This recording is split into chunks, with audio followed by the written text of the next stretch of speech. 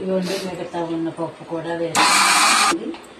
దీనికి దానికి కలిపి ఒక స్పూన్ సాల్ట్ వేసుకోవాలి.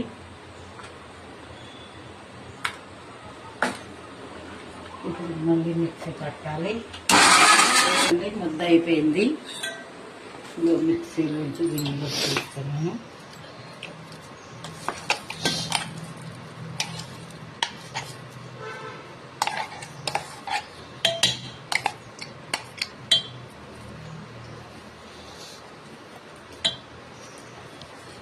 ఇప్పుడు గ్యాస్ వెలిగించాను. ఇంకో పాటోళ్ళకి కావలసినవి ఆవాలు, మినప్పప్పు, ఎండుమిర్చి, జీలకర్ర, కరివేపాకు. ఇగో ఆయిల్ వేస్తున్నాను. ఇప్పుడు ఈ పోపు ఇలా వేస్తున్నాను.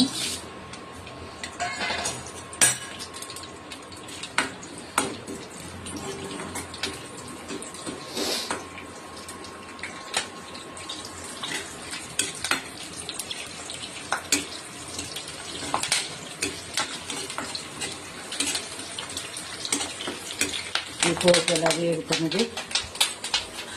ఇప్పుడు ఈ ముద్దను ఎలా వేయాలి.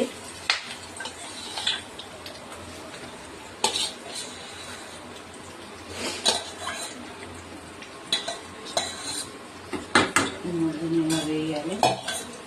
పట్టుకొని ఇలా వేస్తూ ఉండాలండి. ఇలాగా వేస్తూ ఉండాలి.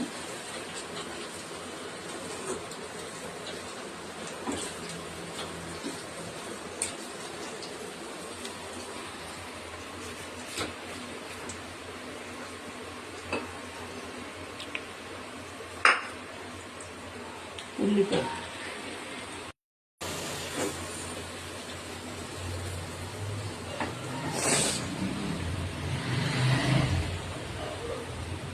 ఇలా కొంచెం ఆయిల్తోనే వేగాలండి. ఇది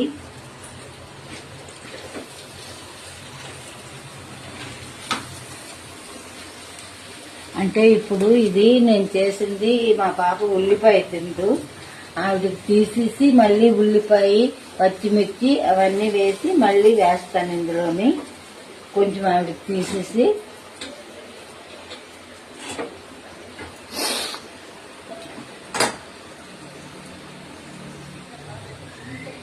వేడెక్కున్నా.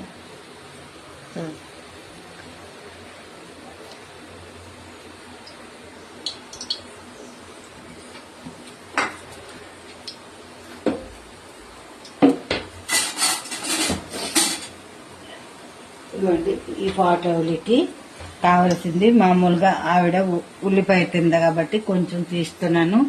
ఇప్పుడు ఇలాగే ఇది ఇలా వేగుతూనే ఉంటుంది. ఉల్లిపాయ తినకపోయిన వాళ్ళు ఎవరైనా పాటోలి చేసుకోవాలంటే ఉల్లిపాయలు వేసుకోవడానికి మళ్ళీ వేరేగా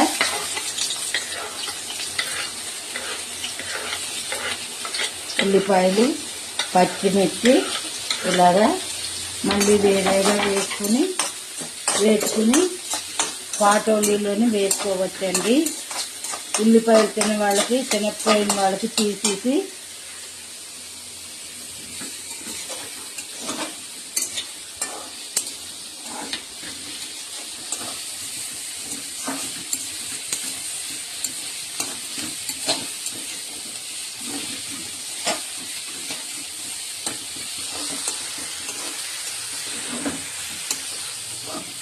ఇలా సన్న జగలోనే కొంచెం టైం తీసుకుంటుంది. ఇలా వేసి